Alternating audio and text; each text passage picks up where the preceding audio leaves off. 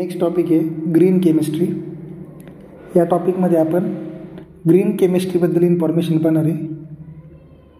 Green chemistry आणि nano टेक्नॉलॉजीबद्दल information पाहणार आहे किंवा नॅनो केमिस्ट्रीबद्दल इन्फॉर्मेशन पाहणार आहे। नॅनो केमिस्ट्रीबद्दल इन्फॉर्मेशन आपण पाहणार आहे या टॉपिकमध्ये। त्यातला पहिला पॉईंट आपण सुरू करतो ग्रीन केमिस्ट्री। त्यातला पहिला पॉईंट आहे ग्रीन केमिस्ट्री। त्यातला पहिला पॉईंट आहे ग्रीन केमिस्ट्री। Green chemistry. आता याच्या इंट्रोडक्शनमध्ये जर माहिती पाहिजे म्हणलं, introduction to the green chemistry. आता ग्रीन केमिस्ट्रीमध्ये काय बघा, ग्रीन केमिस्ट्रीचा अर्थ असतो environment friendly chemistry. Environment friendly chemistry. आणि सगळ्या देशांचा त्याच्यावरती आता फोकस आहे की एन्व्हायरमेंट फ्रेंडली केमिकल रिसर्च केला पाहिजे। मग ग्रीन केमिस्ट्रीची डेफिनेशन काय सांगता येईल? Green chemistry is an approach to chemistry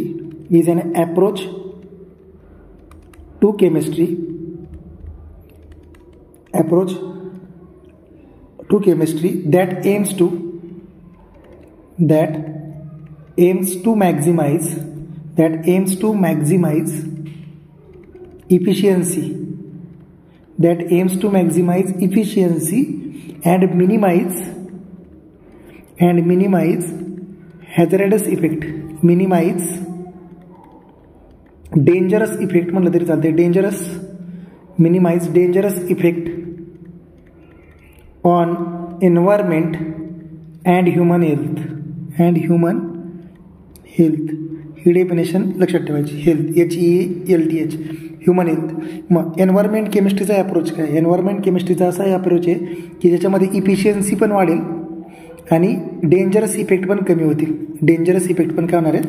कमी होणार आहेत। त्यालाच आपण म्हणतो ग्रीन केमिस्ट्री। आता लक्षात ठेवायचं ग्रीन केमिस्ट्रीचा फादर कोण आहे किंवा ग्रीन केमिस्ट्रीचा जो पिओनियर आहे तो कोण आहे? त्याचं नाव आहे पॉल ॲनास्थस। हा कोण आहे?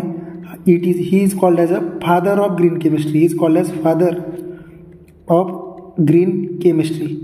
पॉल ॲनास्थस याला फादर ऑफ ग्रीन केमिस्ट्री असं म्हटलं जातं। केमिस्ट्रीला बघा, ग्रीन केमिस्ट्रीला आपण असंही म्हणू शकतो green chemistry use to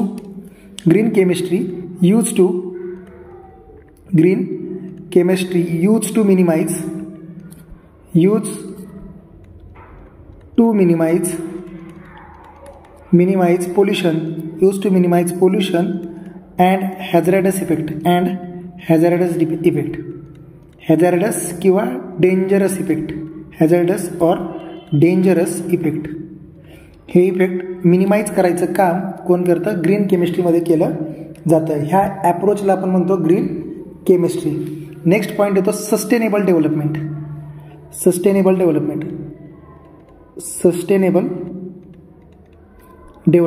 एन्व्हायरमेंटचाच part आहे सस्टेनेबल डेव्हलपमेंट। यालाच आपण मराठीत म्हणतो शाश्वत विकास। लक्षात ठेवायचं शाश्वत विकास। आता सस्टेनेबल डेव्हलपमेंट म्हणजे काय बघा, अशी डेव्हलपमेंट ज्या डेव्हलपमेंटमध्ये डेव्हलपमेंट होते आणि एन्व्हायरमेंट इफेक्ट जो आहे किंवा डेंजरस एन्व्हायरमेंट इफेक्ट हा कमी होतो। म्हणजे कमीत कमी एन्व्हायरमेंट पोल्युशन करून डेव्हलपमेंट करणं यालाच म्हणतो सस्टेनेबल डेव्हलपमेंट। आणि सस्टेनेबल डेव्हलपमेंट अचीव करण्यासाठी ग्रीन केमिस्ट्री महत्त्वाची आहे। अचीव करण्यासाठी ग्रीन केमिस्ट्रीचा जो अप्रोच आहे तो यूज केला पाहिजे। ग्रीन केमिस्ट्रीचा जो अप्रोच आहे यूज केला पाहिजे। ग्रीन केमिस्ट्रीचा जो अप्रोच आहे तो यूज केला पाहिजे। आता हे जे ग्रीन केमिस्ट्रीचा अप्रोच आहे तो अचीव करण्यासाठी किंवा तो जो ग्रीन केमिस्ट्रीचा अप्रोच आहे तो फॉलोअप करण्यासाठी 12 प्रिन्सिपल दिलेले आहेत। जवळजवळ 12 प्रिन्सिपल आहेत। There are 12 principle of the green chemistry. ते 12 प्रिन्सिपल पाहून घ्यायचे। 12 principle of the green chemistry. ते 12 प्रिन्सिपल कोणता आहे? त्यातला पहिला प्रिन्सिपल आपण पाहतोय 12 प्रिन्सिपल आहेत ग्रीन केमिस्ट्रीचे। त्यातला पहिला प्रिन्सिपल आहे नाव फक्त पहिल्यांदा घेते। पहिला प्रिन्सिपल होतो prevention of waste. Prevention of waste or by product, prevention of waste. Second त्यातला प्रिन्सिपल आहे ॲटम इकॉनॉमी. सेकंड प्रिन्सिपल आहे ॲटम इकॉनॉमी. थर्ड प्रिन्सिपल आहे लेस डेंजरस किंवा हॅझार्डस, लेस डेंजरस किंवा hazardous chemical synthesis, chemical synthesis. त्यातला next आहे फोर्थवाला आहे designing safer chemical. Designing safe chemical म्हणा किंवा safer chemical, designing safer chemicals, designing safer chemicals. नंतर आहे फिफ्थ प्रिन्सिपल आहे use safer solvent, use of safer solvent. Safer solvent म्हणजे केमिकली जे डेंजरस आहे त्याचा यूज न करणे, त्याला म्हणतो use of safer solvent. Sixth principle आहे design for the energy efficiency, design for energy efficiency, design for the energy efficiency.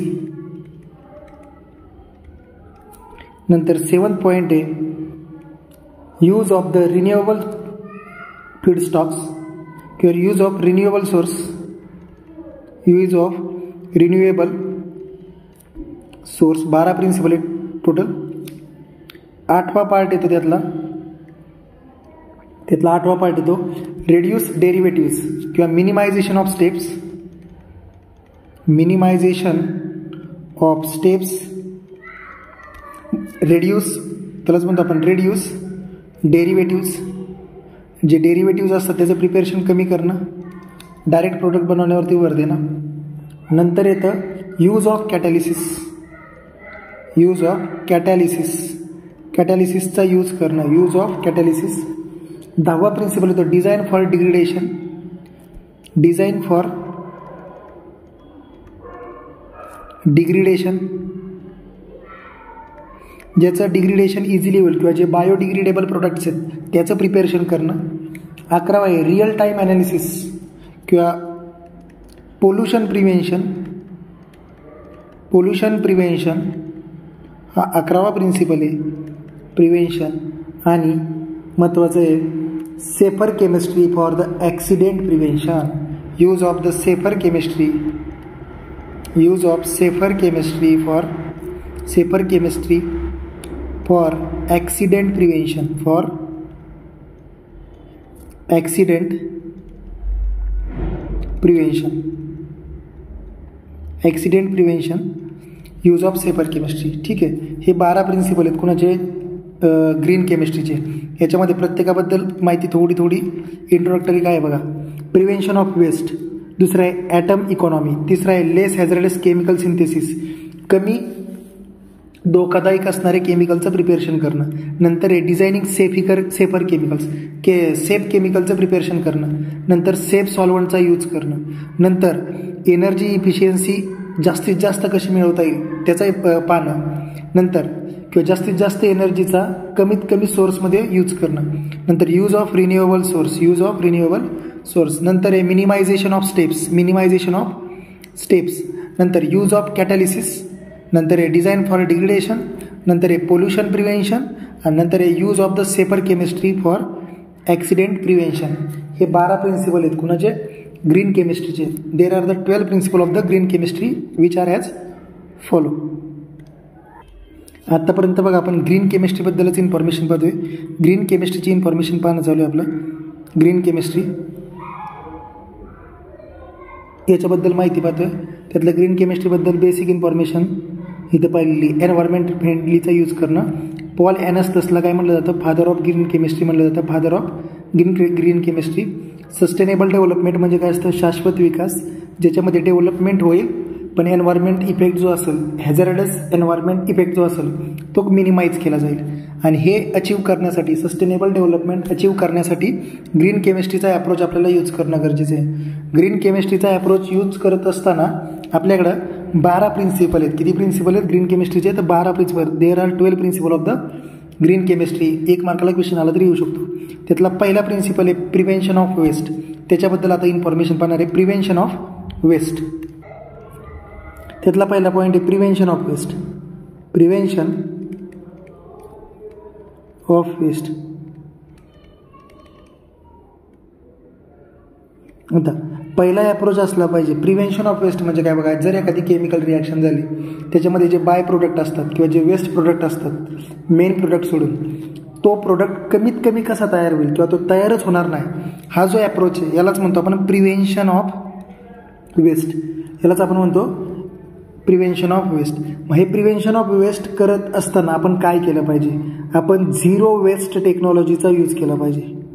Zero waste टेक्नॉलॉजीचा यूज केला पाहिजे. झिरो वेस्ट टेक्नॉलॉजीचा यूज केला पाहिजे किंवा झिरो वेस्ट टेक्नॉलॉजीला डेव्हलप केलं पाहिजे. त्याचा लॉंग फॉर्म काय ZWT.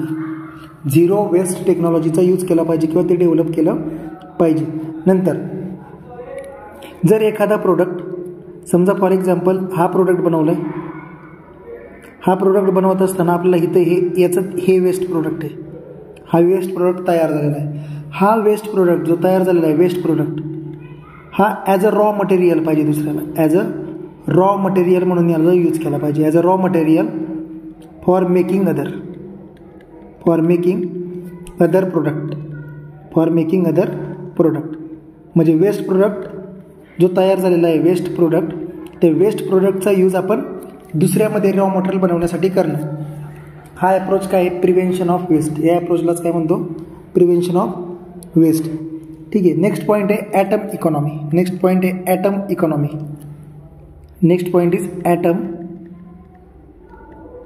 इकॉनॉमी. ॲटम इकॉनॉमीमध्ये काय बघा, ॲटम इकॉनॉमी. ॲटम इकॉनॉमीमध्ये बघा, ॲटम इकॉनॉमी म्हणजे काय असतं बघा, it is the measure of amount of atom from the starting material that are present in the useful product at the end of the chemical process. At the end of the chemical process, it is the measure of amount of atom. किती प्रमाणात बघा, amount of atom from starting material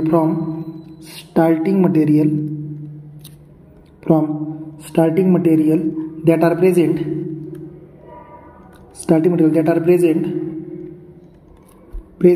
in useful substance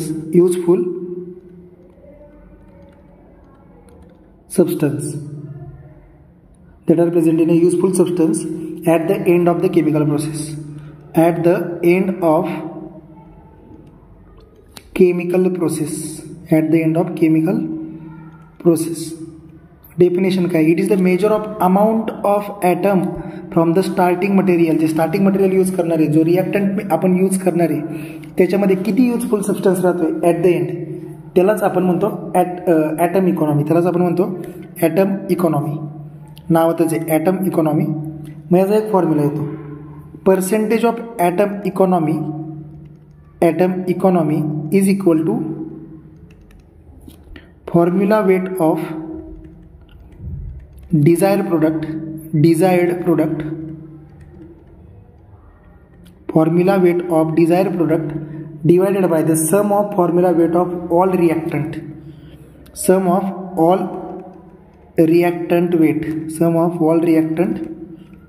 weight जेवढे reactant आपण use करू ते into 100 यालाच म्हणतो percentage of atom economy. Desire product किती आहे आणि किती प्रमाणात रिॲक्टंट्स वापरल्यात ते, यालाच म्हणतो ॲटम्स इकॉनॉमी. यालाच म्हणतो आपण ॲटम्स इकॉनॉमी. ठीक आहे. ॲटम इकॉनॉमी म्हणजे काय केलं जातं बघा, याच्यामध्ये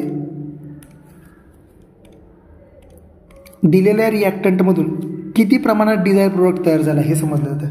दिलेल्या रिॲक्टंटमधून किती प्रमाणात डिझायर प्रोडक्ट तयार झाला आहे हे समजतं. म्हणजेच अनवॉन्टेड प्रोडक्ट किती आहे, अनवॉन्टेड प्रोडक्ट किती प्रमाणात तयार झाला आहे हे पण समजतं.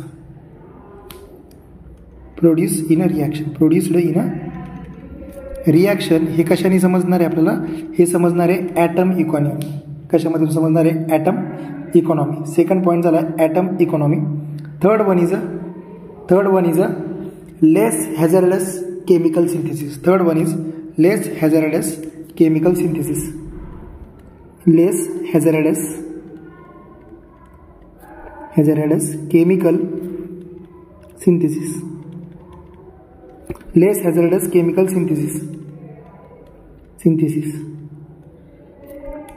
याच्यामध्ये काय बघा, लेस हॅझार्डस केमिकल सिंथेसिस म्हणजे काय, ज्या असे केमिकल रिॲक्शन झाल्यानंतर जो नवीन प्रोडक्ट तयार होणार आहे तो नवीन प्रोडक्ट सेफ पाहिजे. कसा पाहिजे तो, सेफर प्रोडक्ट पाहिजे. किंवा नवीन केमिकल रिॲक्शन करत असताना म्हणजेच रिॲक्टंटपासून प्रोडक्ट बनवत असताना, रिॲक्टंट टू प्रोडक्ट बनवत असताना जो आपण मार्ग यूज करणार आहे, जो वे यूज करणार आहे, तो वे कसा पाहिजे, सेफ पाहिजे. म्हणजे केमिकल सिंथेसिसची जी रिॲक्शन असणार आहे should be safe, it should be the safe. आणि याच्यामध्ये काही एक्झाम्पल आहेत. एक एक्झाम्पल लक्षात ठेवायचं, DDT नावाचा जो कंपाऊंड आहे, DDT त्याचा इन्सेक्टिसाइड म्हणून यूज केला जायचा. इन्सेक्टिसाइड, DDCचा यूज आधी इन्सेक्टिसाइड म्हणून केला जायचा. सॉरी, इथे SC आहे, इन्सेक्टिसाइड म्हणून केला जायचा. आणि हा जो DDT आहे, हा DDT इन्सेक्टिसाइड म्हणून यूज करायचा, पण हा हार्मफुल पण होता. हा काय होता, हार्मफुल फॉर अदर लिव्हिंग. मग आता काय केलेलं आहे, ह्या DDTच्या ऐवजी दुसऱ्या प्रोडक्ट वापरलेला जातो. त्याचं नाव आहे, DDTच्या ऐवजी दुसरा प्रोडक्ट वापरला जातो, त्याचं नाव आहे BHC. हा लेस हार्मफुल आहे, लेस harmful to other living.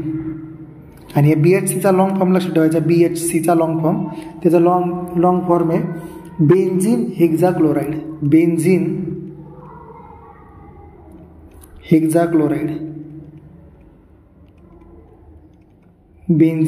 हेक्झाक्लोराइडचा use केला जातो. ठीक आहे. नेक्स्ट वन आहे,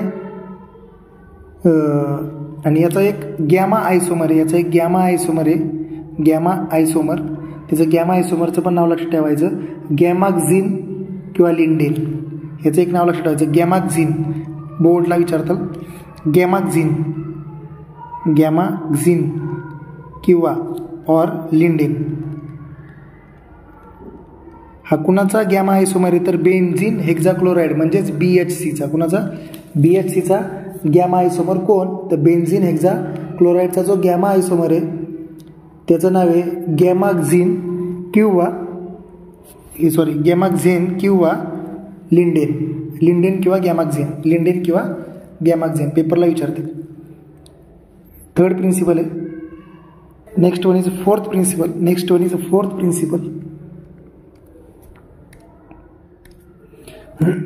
फोर्थ प्रिन्सिपल आहे डिझायनिंग सेफर केमिकल्स.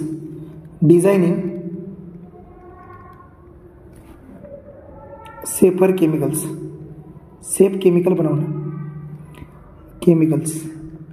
याच्यामध्ये एक एक्झाम्पल लक्षात ठेवायचं, ॲडिपिक ॲसिडचं. ॲडिपिक ॲसिड नावाचा जो कंपाऊंड आहे, ॲडिपिक ॲसिड, हा ॲडिपिक ॲसिड पॉलिमर इंडस्ट्रीमध्ये खूप वापरला जातो. पॉलिमर इंडस्ट्रीमध्ये यूज केला जातो. याचा खूप प्रमाणात यूज केला जातो. आणि हा ॲडिपिक ॲसिड बनवण्यासाठी benzene as a raw material लागतं. पण हा जो बेन्झीन आहे हा कार्सिनोजेनिक आहे आणि कॅन्सर होतो. कार्सिनोजेनिक असल्यामुळं याचा रॉ मटेरियल म्हणून यूज करणं हे अशक्य होतं, कारण की हे सेफ नव्हतं यूज करायला. त्यामुळं आता ग्रीन टेक्नॉलॉजीचा यूज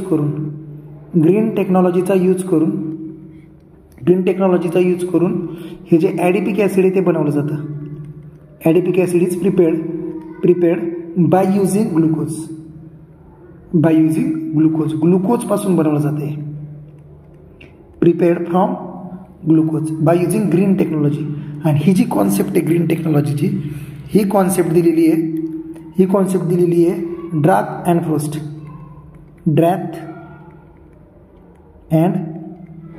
फ्रोस्ट यांनी ग्रीन टेक्नॉलॉजीची कॉन्सेप्ट दिलेली आहे. ठीक आहे.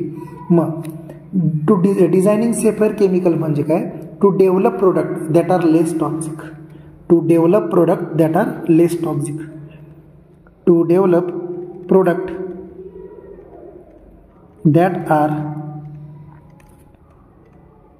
लेस टॉक्झिक, कमी टॉक्झिक असणारे प्रोडक्ट बनवणं, त्यालाच म्हणतो डिझायनिंग ऑफ सेफर केमिकल्स. हे झालं fourth principal.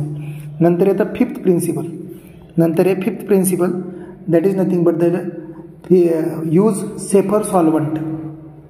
Use of fifth principle काय आहे? Use of safer solvent. Use of safer, yes या safer solvents. Use of safer solvent. Use of safer solvent याच्यामध्ये बघा, याच्यामध्ये काय महत्त्वाचं आहे? यूज ऑफ सेफर सॉल्वंटमध्ये जास्त काय लक्षात नाही ठेवायचं, पण सेफ कोणताही प्रोडक्ट बनवण्यासाठी सॉल्वंट यूज केला जातो. सॉल्वंट यूज केला जातो. तो सॉल्वंट सेफ पाहिजे. तो सॉल्वंट कसा पाहिजे? सेफ पाहिजे. म्हणजे त्याच्यापासून काही निगेटिव्ह इफेक्ट किंवा हॅझार्डस इफेक्ट असायला नको. ठीक आहे. एक्झाम्पलमध्ये लक्षात ठेवायचं आहे, सेफर सॉल्वंटमध्ये डिफरंट एक्झाम्पल येतात. त्याच्यामध्ये वॉटर आहे. सेफर सॉल्वंट मध्ये कोणते? वॉटर आहे. ठीक आहे, त्याचा वापर केला जातो. म्हणजे सेफर सॉल्वंट कोणते? वॉटर. म्हणजे जर फॉर एक्झाम्पल एखाद्या रिॲक्शनमध्ये समजा क्लोरोफॉर्म वापरतात, क्लोरोफॉर्म वगैरे बनवायचं असेल तर आपण वॉटर याचं सॉल्वंट वापरलं पाहिजे. ठीक आहे. आणि सॉल्वंट म्हणजे काय? सॉल्वंट म्हणजे सोल्युशन बनवण्यासाठी जो लार्ज अमाऊंटमध्ये सबस्टन्स घेतला जातो त्याला म्हणतो आपण सॉल्वंट म्हणतो. आधी काय केलं जातं बघा, जे काही अदर सॉल्वंट आहेत लाईक अदर सॉल्वंट, त्याच्यामध्ये एक्झाम्पल लक्षात ठेवायचं, क्लोरोफॉर्म असेल, CH2Cl2 असेल, डायक्लोरोमिथेन असेल किंवा ट्रायक्लोरोमिथेन असेल, ठीक आहे, किंवा टेट्राक्लोरोमिथेन असेल, हे सगळे टॉक्झिक सॉल्वंट होते. हे सगळे काय होते? टॉक्झिक सॉल्वंट होते. त्यामुळं याचे अदर हॅझार्डस इफेक्ट होते. त्याच्यामुळे त्याचे काय होते? Other hazardous effect. यांचा यूज प्रिव्हेंट करणं, यांचा यूज काय करणं? प्रिव्हेंट करून आपण सेफ सॉल्वंट वापरतो. काय वापरतो? Safe solvent. तो ह्या प्रिन्सिपल आहे. यूज ऑफ सेफर सॉल्वंटमध्ये हा प्रिन्सिपल आहे. क्लोरोफॉर्म, CH2Cl2 म्हणजेच डायक्लोरोमिथेन किंवा टेट्राक्लोरोमिथेन यांच्याऐवजी वॉटरचा यूज करणं, यांच्याऐवजी वॉटरचा यूज करणं हा प्रिन्सिपल आहे. नंतर सिक्स्थ प्रिन्सिपल. सिक्स्थ प्रिन्सिपलमध्ये बघा काय? Sixth principle of green chemistry, design for the energy efficiency. Design for energy efficiency. Design for energy efficiency. Design for energy efficiency याच्यावरती काय आहे? याच्यामध्ये काय बघा, आता एनर्जी इफिशियन्सी म्हणजे काय बघा, केमिकल सिंथेसिस करायला, केमिकल सिंथेसिस करत असताना किंवा एखादा केमिकल कंपाऊंड तयार करत असताना कमीत कमी एनर्जी वापरणं. याच्यामध्ये एकच ॲप्रोच आहे, minimizing the energy.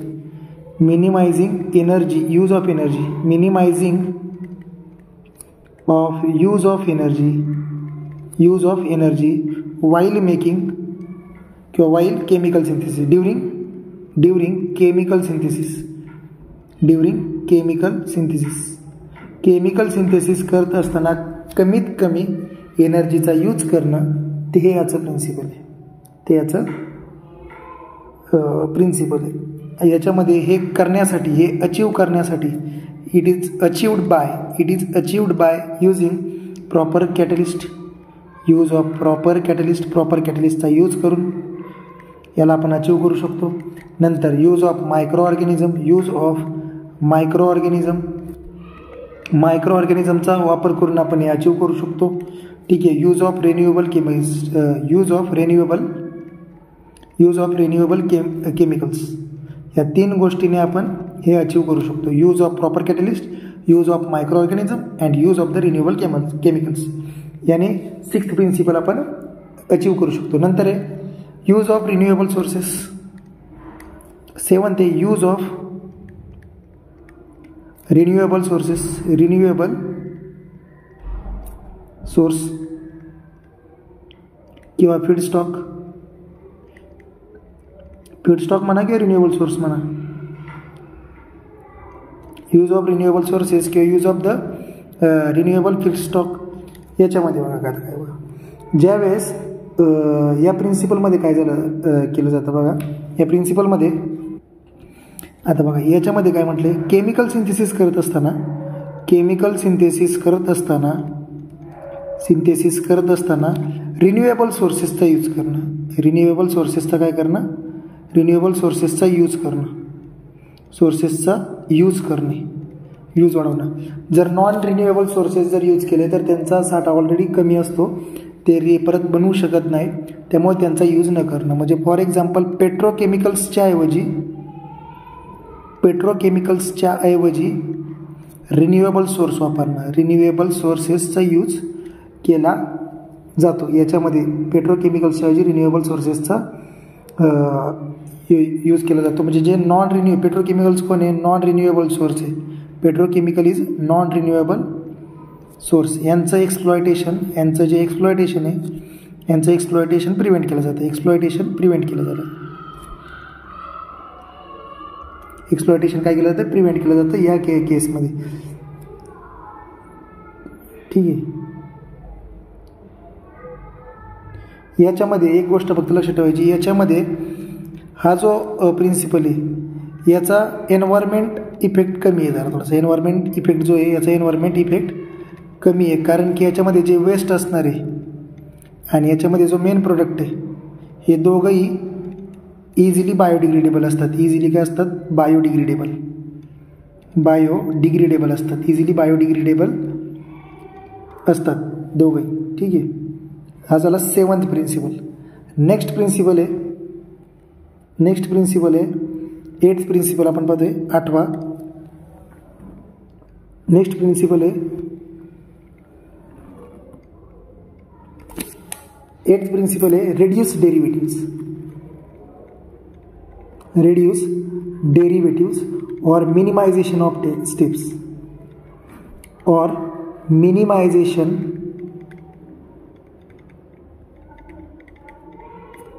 Of steps minimize करणं. स्टेप्स काय करणं? मिनिमाइज करणं हा याच्यामधला मेन ॲप्रोच आहे. म्हणजे कोणतंही केमिकल सिंथेसिस करत असताना ते कमीत कमी स्टेप्समध्ये पूर्ण करणं. केमिकल सिंथेसिस करत असताना ते कमीत कमी स्टेप्समध्ये पूर्ण करणं. कमीत कमी स्टेप्स यूज करणं. कमीत कमी स्टेप्समध्ये करणं. याला हा ॲप्रोच याच्यामध्ये यूज केला जातो. ठीक आहे.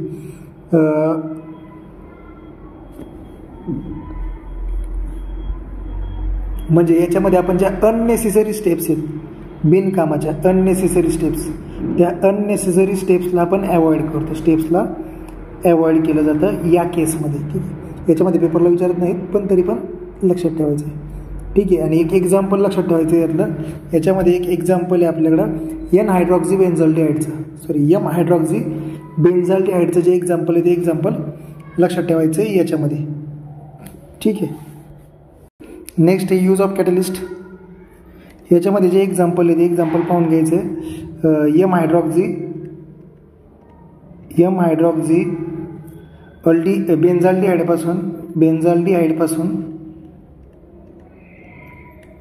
एम हायड्रॉक्झी बेन्झोइक ॲसिड बनवण्याची जी प्रोसेस आहे, एम हायड्रॉक्झी बेन्झोइक ॲसिड हे एक्सप्लेन करण्यासाठी रिड्युसिंग और मिनिमायझेशन ऑफ द स्टेप्स हे एक्सप्लेन करण्यासाठी हे एक एक्झाम्पल आपण वापरलेलं आहे. नंतर आहे 9th प्रिन्सिपल. 9वा प्रिन्सिपल आहे यूज ऑफ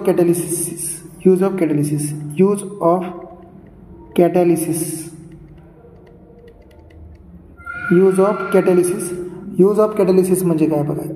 याच्यामध्ये हा जो एक कॅटॅलिस्ट नावाचा जो पार्ट असतो, कॅटॅलिस्ट काय करतो? रेट ऑफ रिॲक्शन वाढवतो. Catalyst increases the rate of reaction काय करतो? तो वाढवतो. कोण? Catalyst increases the rate of reaction. Chemical reaction लवकर होण्यासाठी याचा यूज केला जातो. जर आपल्याला ॲडिशन ऑफ हायड्रोजन करायची असेल, H2O जर ॲड करायचं असेल तर आपण निकेल नावाचा कॅटॅलिस्ट वापरतो. कोणता कॅटॅलिस्ट वापरतो? निकेल. जर आपल्याला अमोनिया बनवायचं असेल, अमोनियाचं प्रिपेरेशन करायचं असेल, preparation of ammonia by using Haber's process, scientist नाव आहे, बाय युझिंग हॅबर्स प्रोसेस, तर आपण आयर्न कॅटॅलिस्ट वापरतो. जर आपल्याला HDPE पॉलिमर बनवायचं असेल, HDP हाय डेन्सिटी पॉलिथिन बनवायचं असेल, हाय डेन्सिटी पॉलिथिन, जर आपल्याला हाय डेन्सिटी पॉलिथिन बनवायचं असेल, HDPE हाय डेन्सिटी पॉलिथिन बनवायचं असेल, त्यावेळेस आपण वापरतो झिग्लर नाटा कॅटलिस्ट. झिग्लर नाटा कॅटलिस्ट, झिग्लर नाटा कॅटलिस्ट आपण वापरतो. ठीक आहे. जर आपल्याला H2SO4 बनवायचं असेल, H2SO4 बनवायचं असेल, त्यावेळेस आपण व्हॅनेडियम पेंटॉक्साईड वापरतो. व्हॅनेडियम पेंटॉक्साईड हा कॅटलिस्ट वापरतो. आणि ज्यावेळेस आपल्याला गॅसोलिन बनवायचं असेल, गॅसोलिन, प्रिपरेशन ऑफ गॅसोलिन, यालाच म्हणतो Fischer Tropsch process. Fischer Tropsch process, Fischer Tropsch process. जर आपल्याला गॅसोलिन बनवायचं असेल, त्याच्यामध्ये आपण कॉपर आणि Fe वापरतो, कॉपर आणि आयर्न वापरतो, कॉफे वापरतो, कॉपर आणि आयर्न वापरतो यूज ऑफ कॅटलिस्टमध्ये. ठीक आहे. नंतर आहे 10वा प्रिन्सिपल, नंतर आहे 10th प्रिन्सिपल. 10th प्रिन्सिपल पाहून घ्यायचं. 10th प्रिन्सिपल थर्ड प्रिन्सिपल आहे design for degradation. Design for degradation, design for degradation. Degradable product बनवण्यावरती भर देणं. जो इझिली बायोडिग्रेडेबल प्रोडक्ट असेल तो बनवण्यावरती भर देणं. Design chemical that are degrade and can easily discarded. Making of degradable products, making of easily degradable products, easily degradable products. That is nothing but the 10th principle. That is nothing but the 10th principle. ठीक आहे. म्हणजेच याच्यामध्ये जो waste product जर समजा एखाद्या chemical रिॲक्शनमध्ये तयार झाला, वेस्ट प्रोडक्ट, तो वेस्ट प्रोडक्ट कसा पाहिजे आपल्याला, डिग्रेडेड पाहिजे, डिग्रेडेबल पाहिजे. डिग्रेडेबल वेस्ट प्रोडक्ट प्रिपेअर होणार असेल तरच त्या रिॲक्शनला प्रमोट करायचं असं. डिग्रेडेबल वेस्ट तयार होईल याच्याकडे पाहणं. ठीक आहे. नेक्स्ट आहे पहिले तर प्रिव्हेन्शन ऑफ वेस्ट आहे. जरी ते वेस्ट प्रिपेअर झालं तरी ते कसं पाहिजे, बायोडिग्रेडेबल पाहिजे किंवा डिग्रेडेबल पाहिजे. नंतर आहे रिअल टाईम ॲनालिसिस किंवा next one is a real time analysis किंवा pollution prevention. Pollution prevention. Next principle is the pollution prevention किंवा प्रिव्हेन्शन ऑफ पोल्युशन. पोल्युशनला काय करणं, प्रिव्हेंट करणं. पोल्युशनला काय करणं, प्रिव्हेंट करणं. किंवा जे हॅझार्डस केमिकल आहेत किंवा जे डेंजरस केमिकल आहेत त्यांचं डेंजरस केमिकल जे आहेत किंवा हॅझार्डस केमिकल आहेत, हॅझार्डस केमिकल यांचं फॉर्मेशन प्रिव्हेंट करणं. यांचं फॉर्मेशन काय करणं, प्रिव्हेंट करणं. हे पोल्युशन प्रिव्हेन्शनचं प्रिन्सिपल आहे. कोणतं प्रिन्सिपल आहे, पोल्युशन प्रिव्हेन्शनचं प्रिन्सिपल आहे. आणि नंतर आहे आणि last one is hazardous chemical बनवण्याचं फॉर्मेशन होणं काय करणं, प्रिव्हेंट करणं. आणि हा IMP प्रिन्सिपल आहे, important principle in chemical industry. Chemical इंडस्ट्रीमधला इम्पॉर्टंट प्रिन्सिपल आहे कोणता, पोल्युशन प्रिव्हेन्शन. आणि last principle is about the safer chemistry for accident prevention. Safer chemistry for accident prevention. Accident prevention. Safer chemistry for the accident prevention. Safer chemistry for the accident prevention. Last principle चालला आहे safer chemistry for the accident prevention. याच्यामध्ये काय बघा,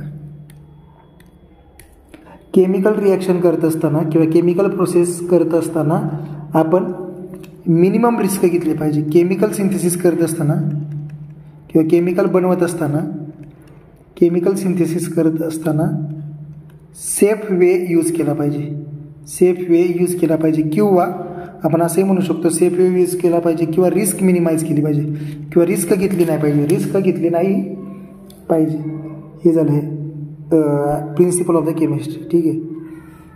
आणि हे करण्यासाठी आपण proper substance select करू शकतो. प्रॉपर सबस्टन्सलाच सिलेक्ट करणं, substance is to be selected, त्याचं सिलेक्शन करण्याचा प्रॉपर सबस्टन्सचं सिलेक्शन करणं हे महत्त्वाचं आहे. ठीक आहे. हे झाले 12 प्रिन्सिपल. ठीक आहे. याच्यावरती पेपरला क्वेश्चन असू शकतो. प्रिव्हेन्शन ऑफ वेस्ट, एक मिनटं. Prevention of waste, use of the atom economy, less hazardous chemical synthesis, नंतर आहे डिझायनिंग सेफर केमिकल्स, नंतर आहे use of the safer solvent, नंतर आहे design for the energy efficiency, नंतर आहे use of renewable sources, reduce 8वा प्रिन्सिपल आहे रिड्यूस डेरिव्हेटिव्ज और मिनिमायझेशन ऑफ स्टेप्स, 9वा प्रिन्सिपल आहे यूज ऑफ कॅटलिस्ट, 10वा प्रिन्सिपल आहे use of the design for the degradation, 11th principle आहे पोल्युशन प्रिव्हेन्शन आणि 12th प्रिन्सिपल आहे safer chemistry for the accident prevention. Next point आहे role of green chemistry. Next point आहे role of green chemistry. Role of green chemistry, इथं role नाही, इथं E आहे बरं का. रोल ऑफ ग्रीन केमिस्ट्री याच्यामध्ये काही त्याचे जे यूज आहे, याचं यूज काय बघा. रोल ऑफ ग्रीन केमिस्ट्रीमध्ये बघतो आपण. पहिला त्याचा रोल काय आहे बघा. इट मिनिमायझेस द किंवा इट रिड्यूस कॅपिटल एक्सपेंडिचर, खर्च कमी करणं. कॅपिटल एक्सपेंडिचर खर्च कमी करणं हा त्याचा पहिला रोल आहे. सेकंड बघा, to reduce negative environment effect, reduce negative environment किंवा एन्व्हायरमेंट इफेक्ट. थर्ड त्याचा रोल आहे किंवा महत्त्वाचं काम आहे त्याचं, to protect ozone layer. To protect ozone लेअरचं प्रोटेक्शन करणं. 2 मार्क्सला याच्यावरती क्वेश्चन येऊ शकतो. To control green house gas. To control green house गॅसला कंट्रोल करणं हे त्याचं काम आहे. ऑल्सो त्याचं दुसरं अजून काय काम आहे, helps in the pollution prevention practices. Helps in pollution prevention practices. Pollution prevention practices in chemical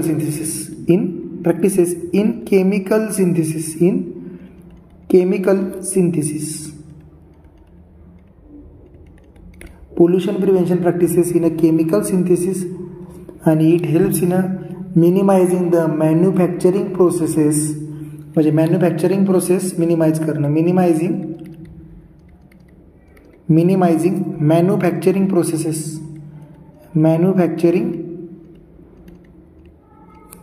processes minimise करणं हे त्याचं काम आहे. हे झालं रोल ऑफ ग्रीन केमिस्ट्री. यातला एक छोटासा पॉईंट राहिलेला आहे फक्त, त्याचं नाव आहे use of the house hold plastics. प्लास्टिकबद्दल इन्फॉर्मेशन आहे, हाऊस होल्ड प्लास्टिक्स. तो पॉईंट, ती डायग्राम पाहिजे. ती डायग्राम आता सांगतो बघा. यूज ऑफ प्लास्टिक्समध्ये बघा, हां, जे हाऊस होल्ड प्लास्टिक आहे त्याच्याबद्दल इन्फॉर्मेशन पाहिजे. हाऊस होल्ड प्लास्टिकबद्दल. एक मिनिट.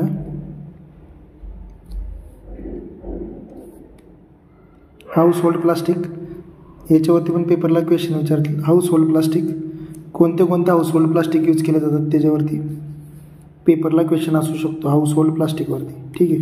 याच्यामध्ये कोणते आहेत आता. हे जे हाऊस होल्ड प्लास्टिक त्याच्यामध्ये एक्झाम्पल लक्षात ठेवायचे. त्यातला पहिला 1 नंबरचा आहे PET, पॉलीइथिलीन टेरिप्थॅलेट. हा 1 नंबरचा आहे. याचा यूज कुठं केला जातो बघा. याच्यामध्ये मायक्रोवेव्ह फूड ट्रेमध्ये यूज केला जातो, सॅलड ड्रेसिंगमध्ये यूज केला जातो. ठीक आहे. आणि याला क्लीन करणं काय आपल्याला अवघड आहे. ठीक आहे. आणि it is recycle to make the carpet, furniture, new conditioner बनवण्यासाठी याचा यूज केला जातो. म्हणजे असे जे काही प्लास्टिक आहेत जे रिन्युएबल प्लास्टिक आहेत, त्याच्यामध्ये पहिले पॉलीइथिलीन टेरिप्थॅलेट, नंतर HDP, हाय डेन्सिटी पॉलिथिन. याचा हाऊस होल्ड क्लीनर म्हणून किंवा शॅम्पू बॉटलमध्ये याचा यूज केला जातो. आणि याचा नंतर रिसायकलमध्ये कशामध्ये वापरला जातो, डिटर्जंट बॉटलमध्ये याचा यूज केला जातो. नंतर हे थर्ड हाऊस होल्ड प्लास्टिक जे रिन्युएबल आहे त्याच्यामध्ये नाव आहे PVC, पॉलीव्हिनिल क्लोराईड.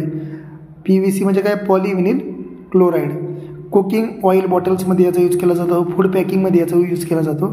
आणि याचं रिसायकलिंग करत असताना बघा, रिसायकलिंग काय आहे, पॅनलिंग, रोडवेज, गटर याच्यामध्ये याचा यूज केला जातो.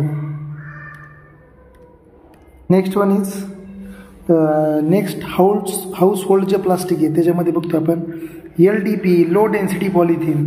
लो डेन्सिटी पॉलिथिनचा उपयोग कुठे बघा, शॉपिंग बॅग्समध्ये, फर्निचरमध्ये.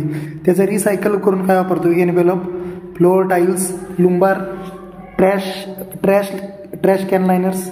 नंतर आहे PP, पॉलीप्रोपिलिन. हे सगळे काय आहेत, रिन्युएबल पॉलिमर्स आहेत, ज्यांचं पण आपण रिन्युएबल सोर्स म्हणून वापर करू शकतो. याच्यामध्ये केचप बॉटल बनवण्यासाठी पॉलीप्रोपिलिनचा यूज केला जातो. मेडिसिनमध्ये पण त्याचा यूज केला जातो. सिरप बॉटलमध्ये पण त्याचा यूज केला जातो. ठीक आहे. याचं काम काय, बॅटरी केबल्स बनवण्यासाठी, ब्रूम्स बनवण्यासाठी, आईस क्रॅपर्स बनवण्यासाठी. नंतर आहे पॉलिस्टायरीन हा पण एक आहे हाऊस होल्ड प्लास्टिक जो आपण यूज करू शकतो सारखा.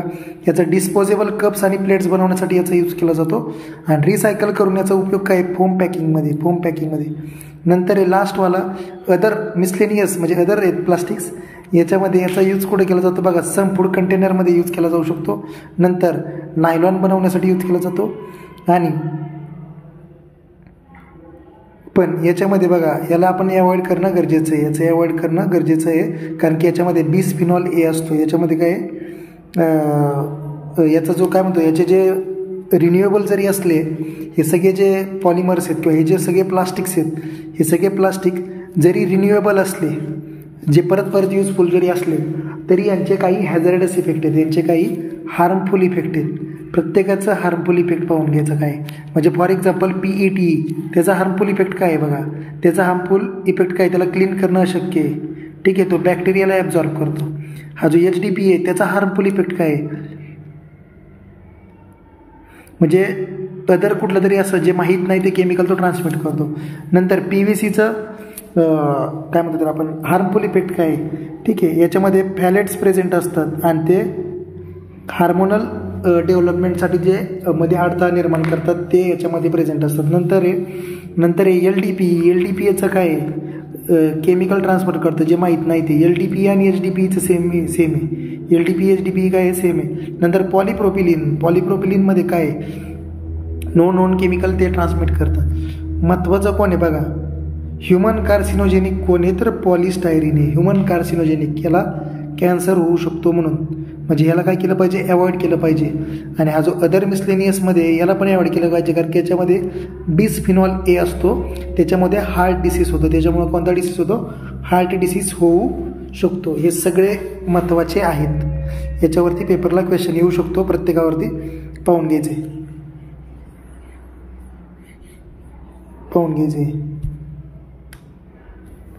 याच्यावरती पेपरला क्वेश्चन विचारला जाऊ शकतो. या प्रत्येकावरती 7 पार्ट आहेत प्रत्येकावरती. प्रत्येकाचा क्वेश्चन पाहून घ्यायचा. हार्ट डिसीज कुणामुळे होतो, तर हे जे बिस्फिनॉल A वगैरे असल्यामुळं मिसलेनियसमध्ये. पण कार्सिनोजेनिक कोण आहे, तर पॉलिस्टायरीन आहे. याच्यावरती क्वेश्चन विचारला जाऊ शकतो. ठीक आहे.